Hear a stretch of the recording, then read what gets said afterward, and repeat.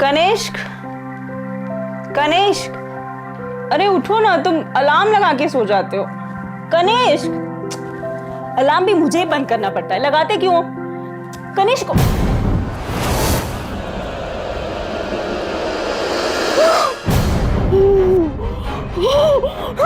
कनिष्क, कौन? कोई है? कनिष्क उठो, कनिष्क, कौन? कनिष्क, कोई है? कोई? कनिष्क, ये चलो, यहाँ से चलो। लता, लता, लता, लता, लता, लता।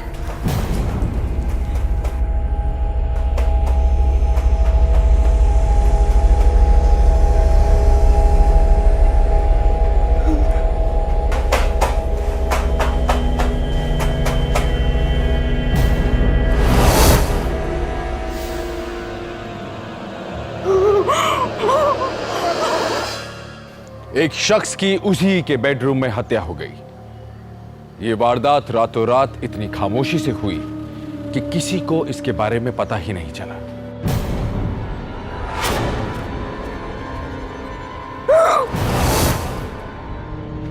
नमस्कार, सावधान मुंबई फाइट बैक नाउ में मैं गौरव चोपड़ा आपका फिर से स्वागत करता हूं। हम कितनी भी गहरी नींद सो रहे हो, पर अगर कोई लहू लुहान तड़पता हुआ आदमी हमारे बगल में चीखे तो हमारी नींद ही क्या, हमारे होश भी उड़ जाएंगे। लेकिन हैरानी की बात यह थी कि इस मरने वाले की पत्नी जो उसके बगल में सो रही थी, उसे कुछ पता नहीं चला। क्या इस आदमी की हत्या इतनी सफाई से की जा रही थी कि उसे चिल्लाने का मौका भी नहीं मिला? क्या राज था इस हत्या के पीछे? कौन था इस वारदात के पीछे? और क्या वजह थी इस वारदात की? जब इस वारदात का सच पूरे शहर के सामने आया तो सब हैरान रह गए। आइए देखें मुंबई में घटी इस वारदात को जिसने सबको हैरान कर दिया।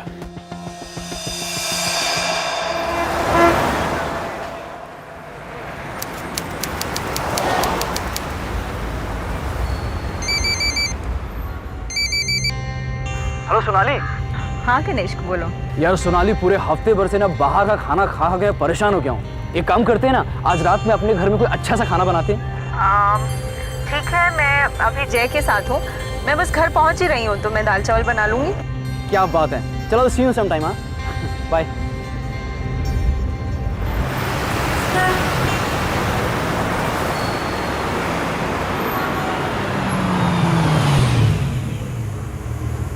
अच्छा सुनो, मैं हूँ क्या कुछ हेल्प करने के लिए तुम्हारी? उसी बहाने तुम्हारे हाथ का बना हुआ खाना भी खा लूंगा। मेरे हस्बैंड आ रहे हैं खाना खाने, इसलिए तुम अपने घर जाकर खाना खाओ। अब सीधा मंडे को मिलते हैं। चलो बाय बाय बाय बाय।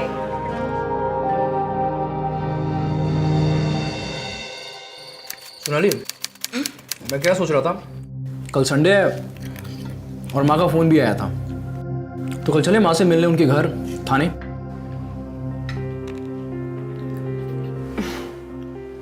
देखो कनिष्क, मेरा भी मन करता है कि हम माँ से मिलने जाएं, पर वो हर बार कोई ना कोई ऐसी बात कह देती है जो दिल पे लग जाती है।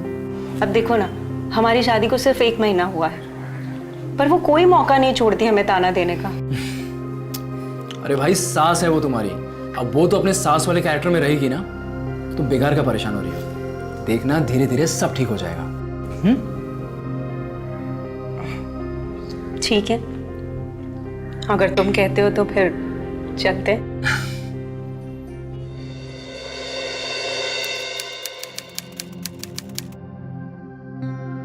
माँ, आपके हाथ का हलवा खाने की तरस जाता हूँ मैं, मजा आ गया। हम दोनों तो ऑफिस चले जाते हैं, घर का खाना नसीब ही नहीं होता। अरे बेटा, तू क्यों परेशान होता है? और वैसे भी सोनाली की नौकरी कोई खास नौकरी नहीं है, और वो कहाँ पैसा बटोर के लेके आती है। जब तुम्हारा बच्चा होगा तो आज नहीं तो कल उसे नौकरी छोड़नी पड़ेगी ना। हाँ? और जो चीज कल कर सकते हैं वो आज क्यों नहीं? वैसे कनिष्क, मैं सोच रही हूँ क्यों ना हम कोई 24 आवर्स मेड रख ले, वो घर संभाल लेगी। हाँ हाँ, जरूर रख लो, पर बेटा तुम दोनों दिन भर काम पे चले जाओगे तो उस पे नजर कौन रखेगा? कोई भरोसे वाली भी तो होनी चाहिए ना। कनिष्क, मेरी एक पहचान वाली है, वो कानपुर में रहती है। पहले हमारे घर में काम करती थी। 2 साल पहले उसके पति ने उसे छोड़ दिया, तो वो काफी परेशान रहती है। मैं सोच रही हूँ क्यों ना उसे यहाँ ले आऊं। हाँ हाँ, जरूर बुला लो, क्योंकि तुम दोनों की शादी जिस तरह हुई थी बिना किसी को बताए, तुम्हारी शादी में हम तुम्हारे परिवार को मिल नहीं पाए। कम से कम तुम्हारी पहचान वाली काम वाली आएगी तो उससे तो मुलाकात हो जाएगी, है ना? कनिष्क, मैं अभी आती हूँ।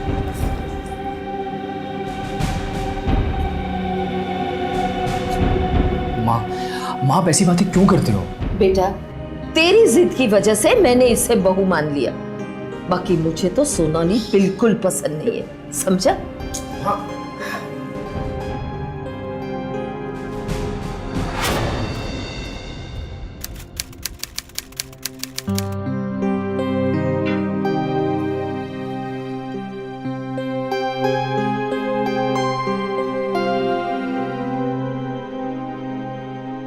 अभी तक माँ की बात पे अपसेट हुआ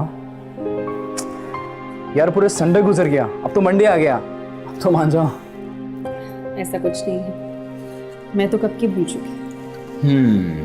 अच्छा, लेकिन मैडम आपके चेहरे को देख के तो ऐसा नहीं लग रहा। आज तुम इतनी जल्दी रेडी हो गई, जल्दी जा रही हो क्या? हाँ, वो जय ने ऑफिस से छुट्टी ली है, तो मुझे ऑटो से जाना पड़ेगा। अरे ऑटो से जाने की क्या जरूरत है, चलो मैं तुम्हें ड्रॉप कर देता हूँ। आओ मेरे। अरे नहीं नहीं, तुम ऐसे ही लेट हो जाओगे। वैसे भी मुझे बैंक से होकर जाना है, मैं अपना काम कर लूंगी फिर चली जाऊंगी। ओके मैडम, लेकिन घर से तो साथ चल सकते हैं ना? ठीक है। आइए।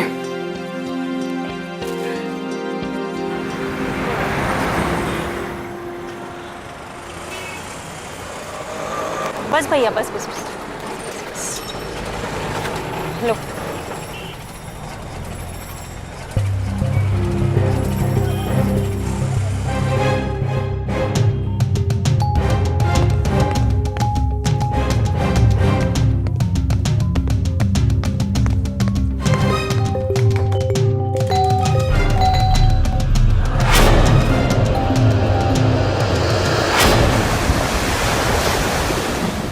अरे हाँ भाई, मैं लेने आ जाऊंगी, बस तुम गुरुवार की ट्रेन पकड़कर मुंबई पहुंच जाओ। हाँ ठीक है, ओके। कनिष्क, वो मैंने उस दिन तुमसे मेड की बात की थी ना, वो गुरुवार को मुंबई आ रही है। अरे वाह, ये तो कमाल की न्यूज़ है।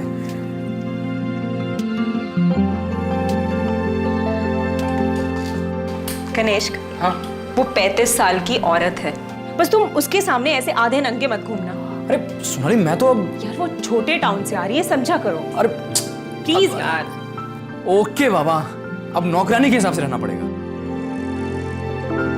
हाँ, कमाल है।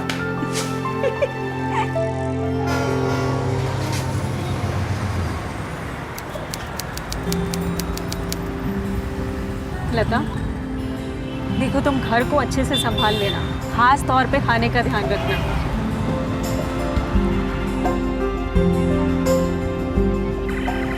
आरू, हाँ?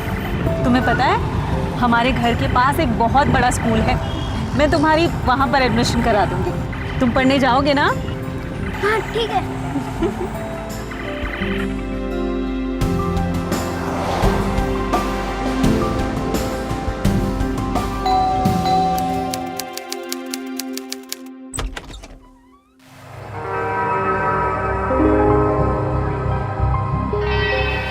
लता, आने दो इन्हें, यही है मेरे पति कनिष्क। जी नमस्ते। नमस्ते।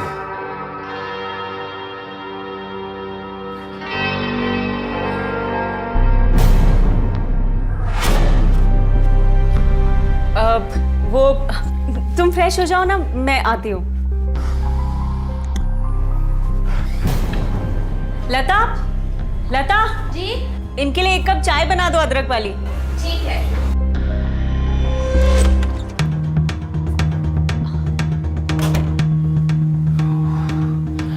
और सोनाली, ये क्या चल रहा है यार? और वो बच्चा किसका है? वो लता का बच्चा है। लेकिन यार तुमने पहले ये तो नहीं बताया था कि बेटा बच्चा भी लेकर आएगी वो। अच्छा सॉरी, पर मैं सच कह रही हूँ, उस बच्चे की वजह से तुम्हें कोई प्रॉब्लम नहीं होगी। बहुत प्यारा बच्चा है वो। और ये डोंट टेल मी, तुम ये बॉक्सर तो नहीं पहनने वाले ना? बॉक्सर नहीं पहनोगे? एक मिनट रुको। ये देखो, मैं तुम्हारे लिए ये लुंगी लेकर आई हूँ, इसे पहनो तुम। लुंगी? मैं लुंगी नहीं पहन रहा हूँ यार, मैंने कभी लुंगी नहीं पहनी आज तक। देखो कनिष्क, कुछ पाने के लिए कुछ खोना पड़ता है, पहनो इसे। बड़ा खोना पड़ता है। देखो मैं लुंगी तो नहीं पहन रहा हूँ, हाँ मैं अपनी वो ट्रैक पैंट पहन लूंगा। लुंगी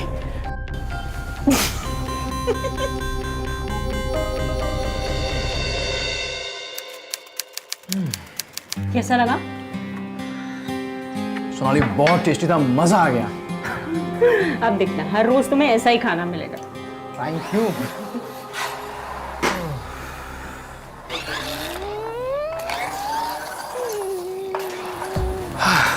सोनाली, तुमने सही कहा था, कुछ खाने के लिए कुछ खोना पड़ेगा।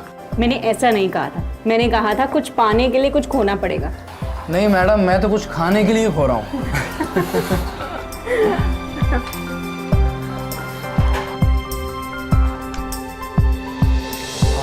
और ये सब क्या? जी वो दोपहर का खाना आप लोगों के लिए। सोनाली दीदी कह रही थी कि आप लोग बाहर का खाना खा खा के परेशान हो गए हो, तो दोपहर को भी घर का खाना ही खाइएगा। Thank you. सही है। अच्छा ये बड़ा वाला टिफिन मेरा। चलता हूँ यार, लेट हो गया है। ओके, या बाय बाय। मुझे भी देर हो रही है, मैं भी आती हूँ।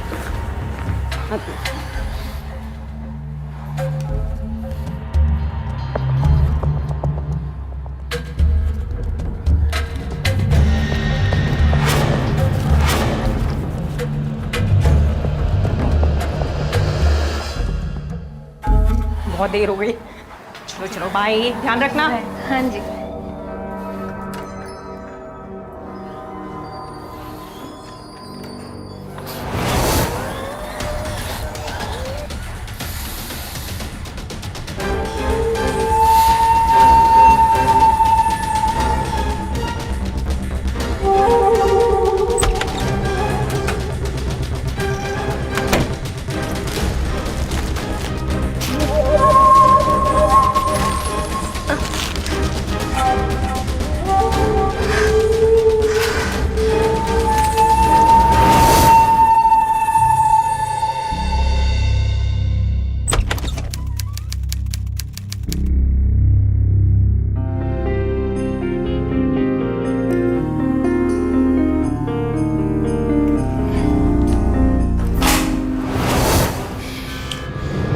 ये टॉय लेकर मेरे कमरे में कौन आया था?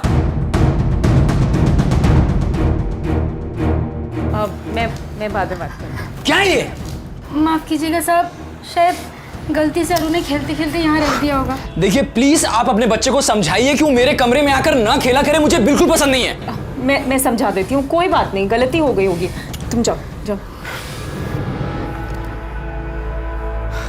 यार सोनाली, तुम प्लीज इनसे बात करो, उन्हें समझाओ कि उसका बच्चा मेरे कमरे में आकर ना खेला करे। यार इतनी इंपॉर्टेंट चीजें पड़ी होती है, मेरा लैपटॉप, मेरा टैबलेट, वो इनके साथ कल खेलने लगेगा। अच्छा चल, मैं समझा दूंगी, तुम गुस्सा मत करो।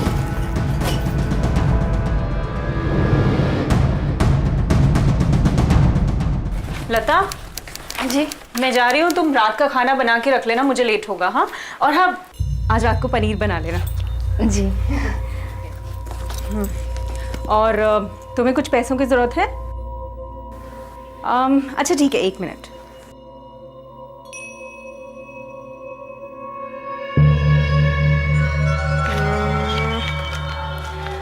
ये लो, तुम ये रखो। कुछ भी चाहिए हो, सब्जी या मसाले, इसी में से ले आना, ठीक है?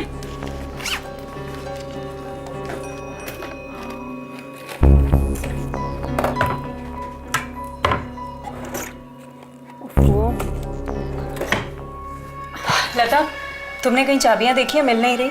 चाबियाँ? नहीं, मैंने तो नहीं देखी। अच्छा, अब मुझे देर हो रही है, एक काम करना, तुम चाबियां ढूंढ के रख लेना और संभाल के रखना, उसमें सारी चाबियां हैं।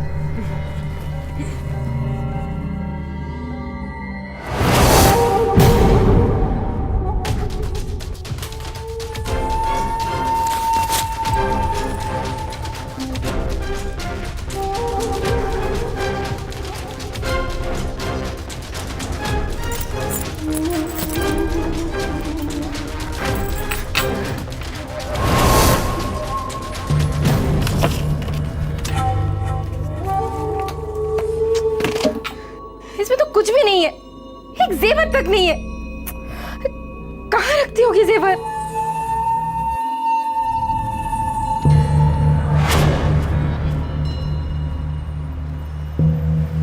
इन चाबियों का एक एक डुप्लीकेट चाबी बनाना है।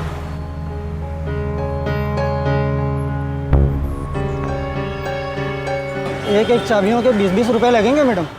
ठीक है, बना दीजिए।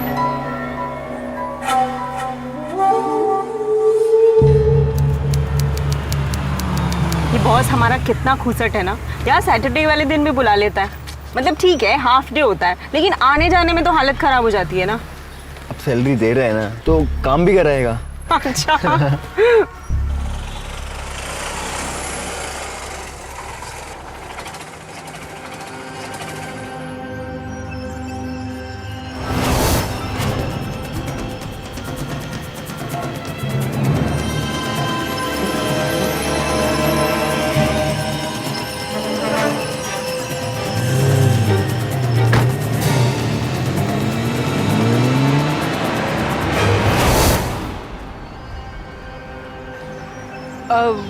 वो मेरे ऑफिस में काम करता है, जय उसका नाम है। वो हम अक्सर साथ में आते जाते हैं, तो मुझे छोड़ने आया था। इतनी सफाई क्यों दे रही हो? मैंने कुछ पूछा?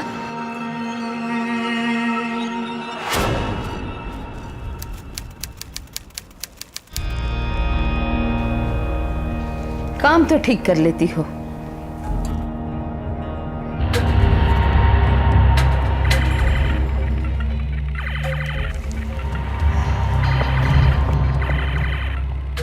अरे बेटा, यहाँ आओ।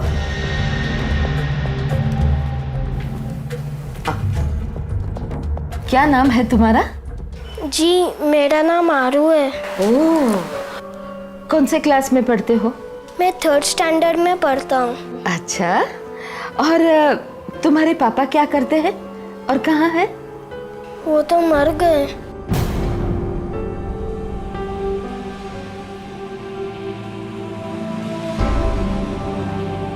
माँ जी ये क्या किया आपने? बच्चे से कोई इस तरह के सवाल करता है? मैंने आपको बताया था ना कि उसके पापा उसे छोड़कर चले गए। हद होती है।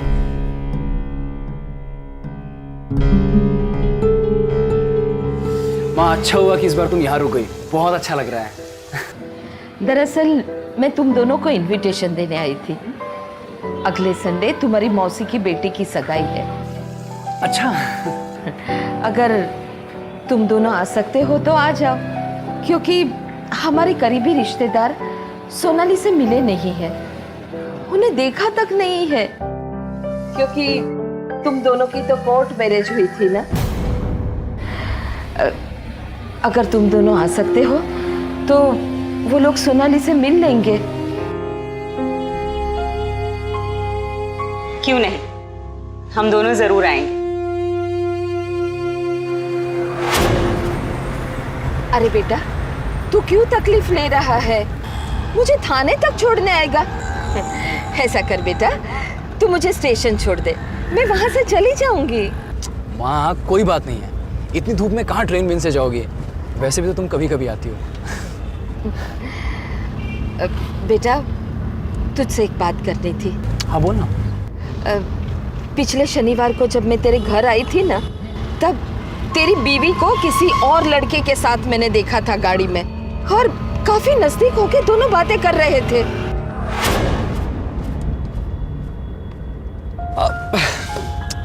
माँ तुम बेवजह उस पर शक कर रही हो। अरे उस लड़के को मैं जानता हूँ, जय सोलंकी नाम है उसका।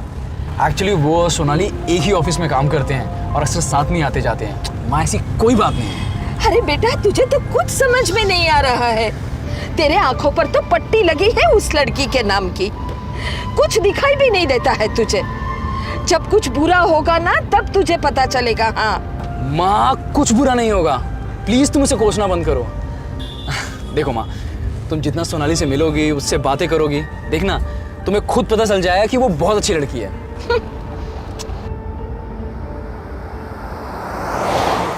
लता, लता। जी आई। अच्छा वो सुबह 500 रुपए दिए थे ना तुम्हें, उसका हिसाब दे दो मुझे जरा। जी वो तो मैंने खर्च कर दिए। हाँ कोई बात नहीं, पर बताओ क्या क्या लाई हो, हिसाब तो दे दो। हिसाब मैं नहीं दे सकती, उल्टा आप मुझे 50,000 रुपये दे दो। क्या 50,000? क्यों? देखिए आप देंगे कि नहीं ये बताइए। दिमाग खराब हो गया तुम्हारा? मैं तुम्हें 50,000 रुपये क्यों दूंगी? देखिए मुझे तरीके आते हैं पैसे निकलवाने के। अब तुम मुझे ब्लैकमेल करोगी? तुम्हें जो समझना है वो समझो। देखो लता, तुम्हें पता है ना मेरा और कनिष्क का जॉइंट अकाउंट है। अगर मैं उसमें से पैसे निकालूंगी तो उसे पता चल जाएगा, वो पूछेगा तो मैं क्या कहूंगी। अब देखो इस वक्त मेरे पास 5,000 रुपए हैं, मैं तुम्हें वो दे देती हूँ।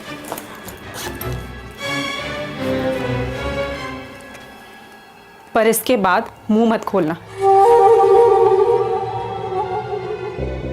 ठीक है, जब तक ये 5,000 रुपये खर्च नहीं होते मेरा मुंह तो बंद ही रहेगा, लेकिन उसके बाद पता नहीं कभी भी खुल सकता है। इसलिए बाकी के 45,000 का इंतजाम करके रखना, समझी?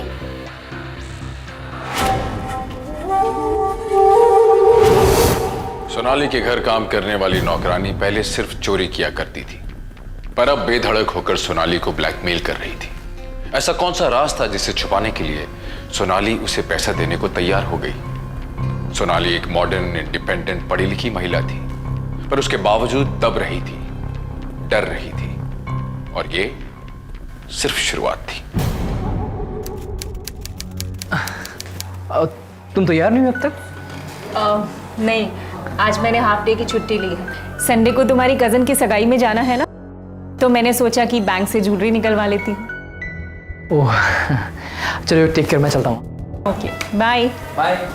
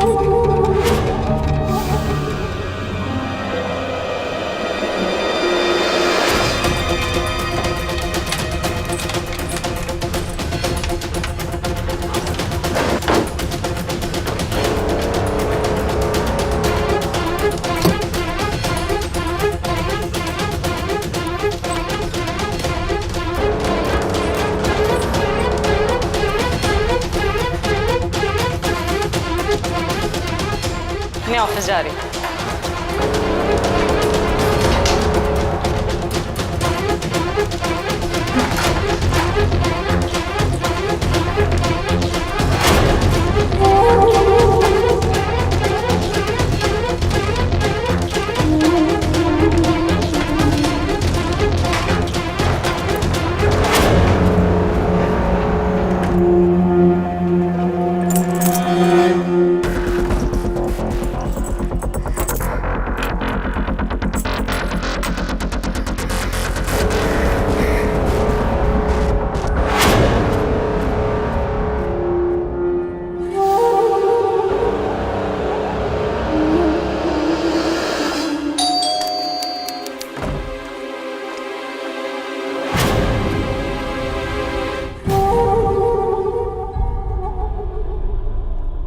ऐसे क्या देख रही हो?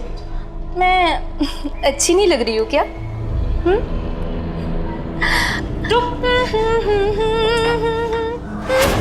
अरे बेटा, मम्मी कैसी लग रही है? बहुत अच्छी लग रही है माँ। किसकी है ये? बस मम्मी की ही है। जाओ जाके खेलो। हाँ ठीक है। तुम्हारी हिम्मत कैसे हुई मेरी ज्वेलरी पहनने की? ओहो, अब नाराज मत हो। जेवर ही तो है। और तुमने भी तो मुझे 50,000 रुपए नहीं दिए। मैंने ये जेवर देखे, मुझे पसंद आए तो मैंने पहन लिए, बस। बकवास बंद कर, अभी के अभी मेरी सारी ज्वेलरी उतार। हाँ हाँ उतार दूंगी, बस ऐसे के ऐसे जेवर बना के दे दो। दिमाग खराब हो गया है तेरा? मैं ऐसी ज्वेलरी तुझे बनवा के दूंगी? हाँ और नहीं तो क्या। शायद तू भूल रही है, ये घर मेरा है। इस घर में मैं तुझे लेकर आई हूँ। मैंने तुझे सहारा दिया है, पनाह दी है। ओह, इतना गुस्सा करती हो। भूली मैं नहीं, भूली तो तुम हो। याद करो, अगर मैंने तुम्हारे पति को वो सच कह दिया तो पता है ना क्या होगा? ना रहेगी ये जेवर, ना रहेगा ये घर, और ना रहेगा तुम्हारा वो पति। समझी? हो गया तेरा? अब एक बात मेरी कान खोल के सुन। ये जो धमकियां है ना तेरी, इससे मैं डरने वाली नहीं हूँ। अब तू क्या मेरे पति को बताएगी? मैं खुद जाकर उसे सारा सच बताऊंगी, लेकिन तेरी धमकियों से बिल्कुल नहीं डरूंगी। लता सोनाली को ब्लैकमेल किए जा रही थी और कनिष्क को इसके बारे में कुछ भी नहीं पता था। यह काफी खतरनाक हो सकता है। कभी कभार दुनिया में क्या हो रहा है ये जानने में हम इतने व्यस्त हो जाते हैं कि हमें यह पता ही नहीं होता कि हमारे अपने घर में क्या हो रहा है। कौन सा राज था जिसे सोनाली छुपा रही थी? ऐसी क्या गलती की थी उसने? क्या वजह थी कि वो लता को मुंह मांगी कीमत दिए जा रही थी? सोनाली कितना टाइम लोगी यार? अरे चलो हाँ भी। हाँ बस रेडी हो, अब चलो रेडी। अरे ये क्या, तुमने अपने गहने क्यों नहीं पहने? वो एक्चुअली मैं उस दिन बैंक ही नहीं जा पाई तो ज्वेलरी निकलवाई ही नहीं। ऐसे चलेगा? तुम्हारे घर वालों को बुरा तो नहीं लगेगा? अरे नहीं नहीं, तुम आ रही हो यही बहुत है। वो तो तुम्हें देख के ही खुश हो जाएंगे। चलो चलते हैं।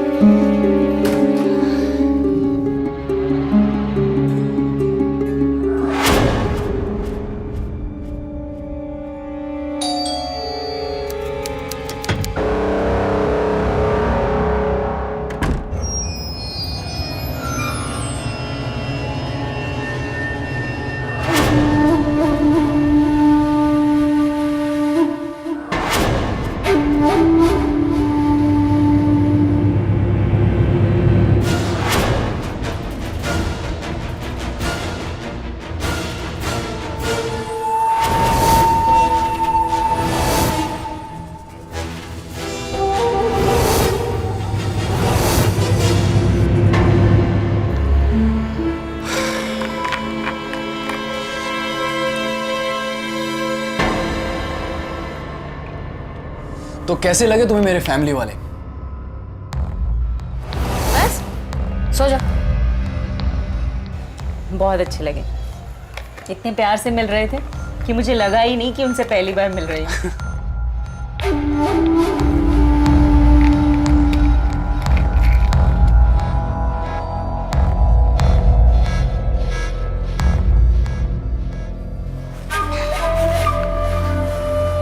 मुझे पता था कि वो तुम्हें बहुत अच्छे लगेंगे।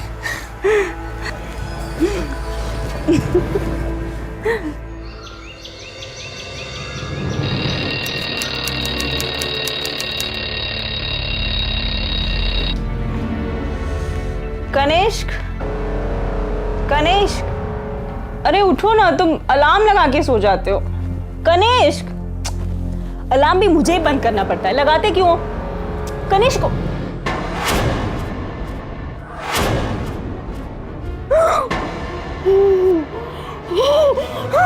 कनिष्क, कौन?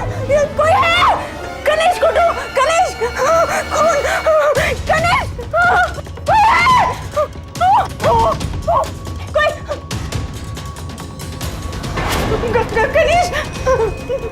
ये चलो, यहाँ से चलो। लता, लता, लता, लता, लता, लता।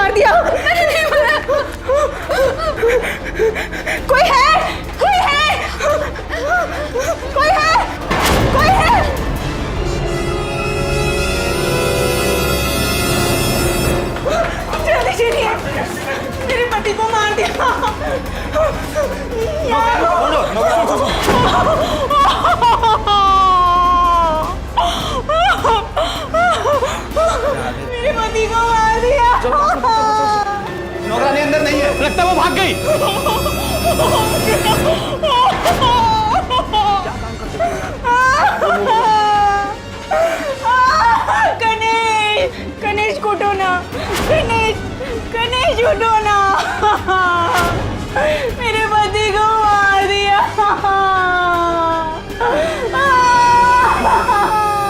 Hello police station.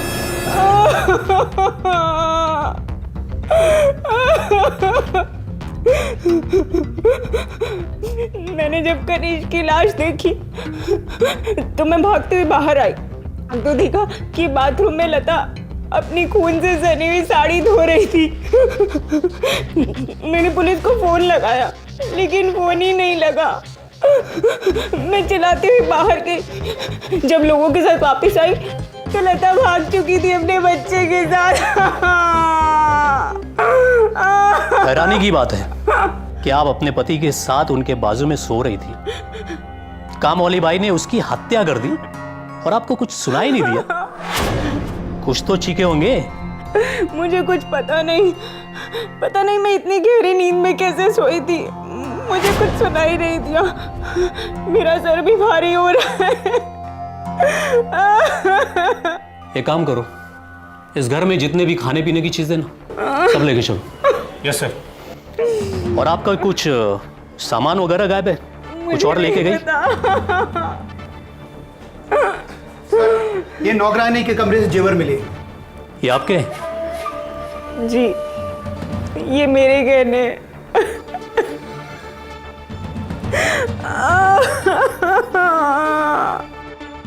सर मैं सच कह रही हूँ, वो सोनाली है ना, बहुत गलत लड़की है। उसने ही मेरे बेटे को मारा है सर, उसने ही मेरे बेटे को मारा। नहीं मैडम, बेकार में आप उन पर शक कर रही हैं। मौके वारदात से तमाम सबूत बरामद हो चुके हैं। वो चाकू भी हमें बिल्डिंग के नीचे से मिला जिस चाकू से आपके बेटे कनिष्क की हत्या की गई। कामवाली बाई ने उसे अपने कमरे की विंडो से नीचे फेंका। कामवाली बाई के रूम में खून के धब्बे मिले और आपकी बहू के ज्वेलर्स भी। नहीं, मौका मिलते ही वो उसे लेके भाग जाने के फिराक में थी। ये सारे सबूत इस बात की तरफ इशारा कर रहे हैं कि कामवाली बाई ने आपके बेटे की हत्या की और मौका मिलते ही यहां से भाग गई।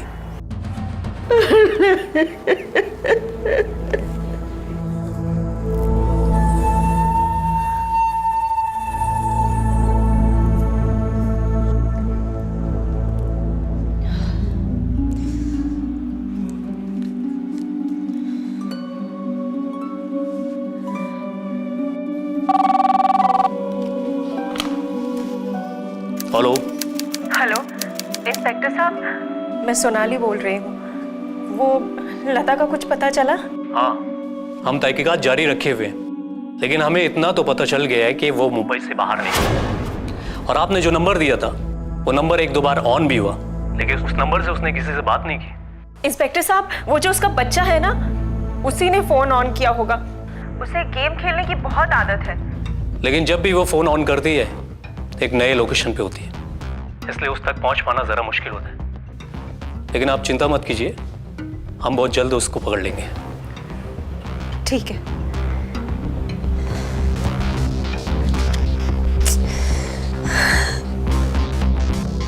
कनिष्क की हत्या उसी के घर में हो गई थी।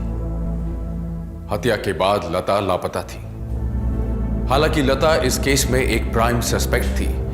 कनिष्क की मां को यह शक था कि इस खून की जिम्मेदार सोनाली है। आखिर कौन था इस साजिश के पीछे? क्या सोनाली की ब्लैकमेलिंग का इस हत्या से कोई लेना देना था? लता कनिष्क को क्यों मारेगी? उसे वो सब मिल रहा था जो उसे चाहिए था। और अगर उसने कनिष्क को मारा भी था तो वो सोनाली के उठने से पहले भागी क्यों नहीं? इन सारे सवालों का जवाब सिर्फ लता के पास था। क्या पुलिस लता को ढूंढ पाएगी? आइए देखें। इंस्पेक्टर साहब, मुझे पूरे 2 हफ्ते हो गए पुलिस स्टेशन के चक्कर काटते। आप अभी तक लता को ढूंढ नहीं पाए? नहीं मैम, हमें इतना तो पता चल चुका है कि वो गोरेगांव की किसी एक चौल में हो सकती है, इसलिए थोड़ा टाइम लगेगा।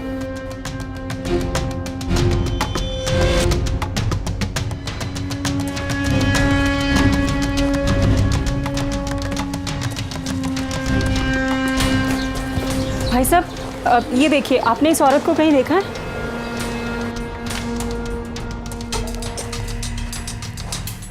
आंटी, आपने इस औरत को कहीं देखा है?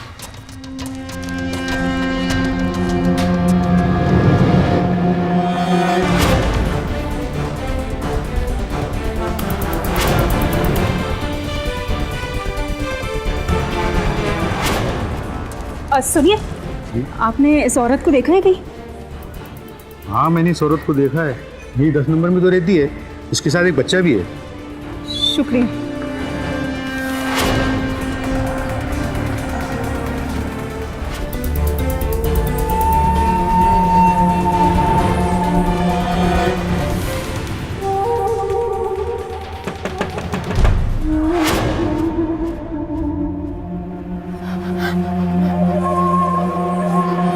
बहुत बड़ी गलती की तूने। अपने साथ साथ इस बच्चे को भी ले आई। अगर तू अपने साथ इस बच्चे को नहीं लाई होती ना तो शायद बच जाती। पर अब तो तुझे मरना पड़ेगा, है ना? मैं तुझे जिंदा नहीं छोड़ूंगी। तुम मिलेगी ना मुझे?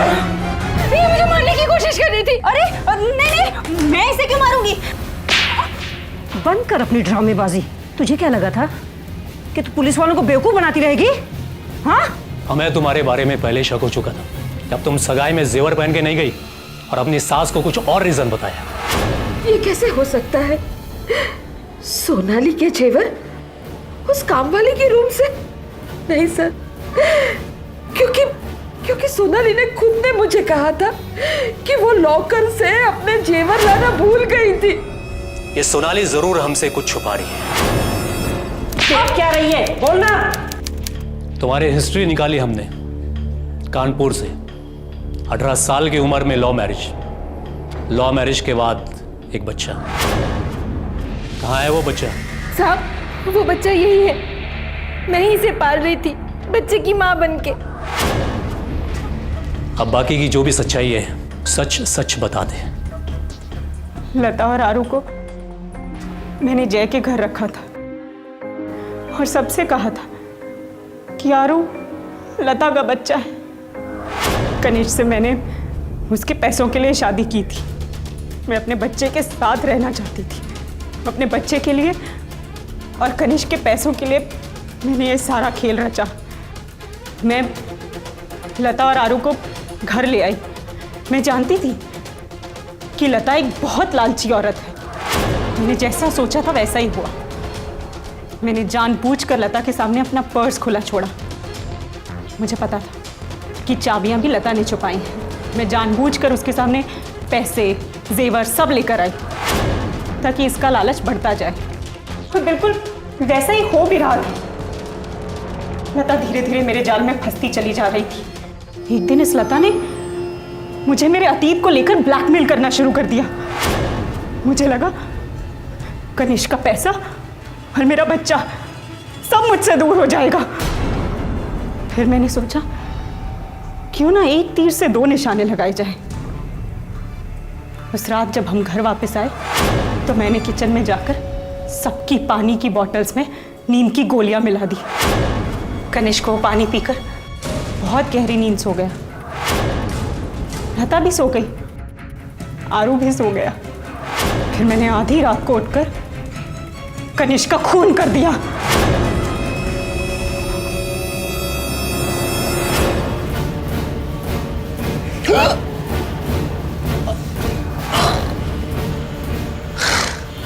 कनिष्क का खून करने के बाद मैं लता के कमरे में गई और खून से रंगे हाथ लता की साड़ी से पोंछ दिए और चाकू को उसी की खिड़की के बाहर फेंक दिया।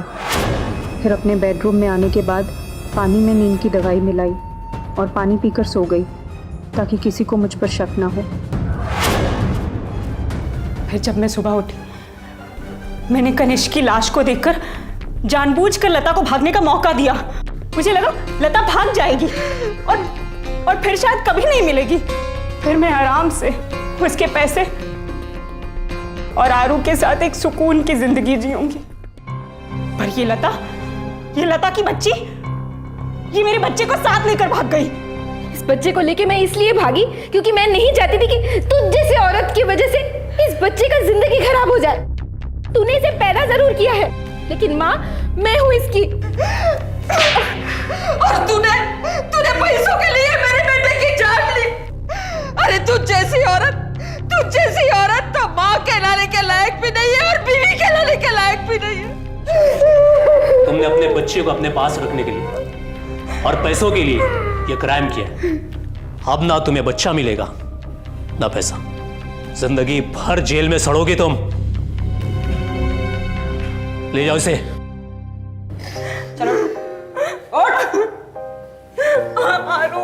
ले जाओ इसे।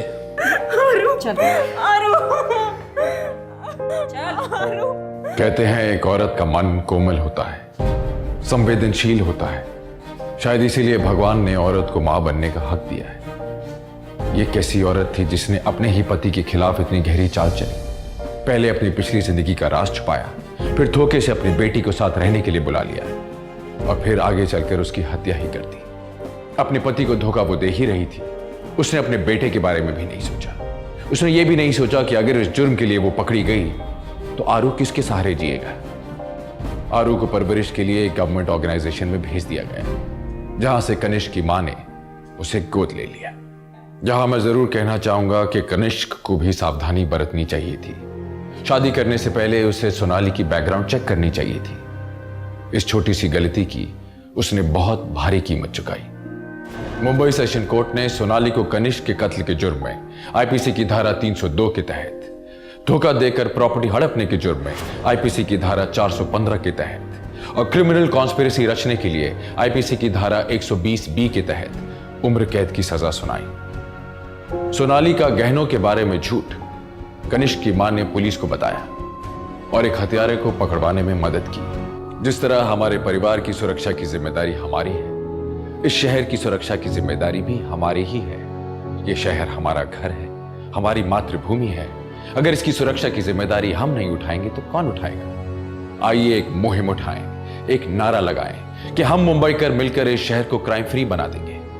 और ये हम आज करेंगे, अभी करेंगे, क्योंकि अभी नहीं तो कभी नहीं। इस नारे और उम्मीद के साथ गौरव चोपड़ा को दीजिए इजाजत। फिर लौटूंगा एक और सच्ची घटना को लेकर, जहां मुंबई क्राइम से लड़ेगी और जीतेगी। सावधान मुंबई, फाइट बैक नाउ।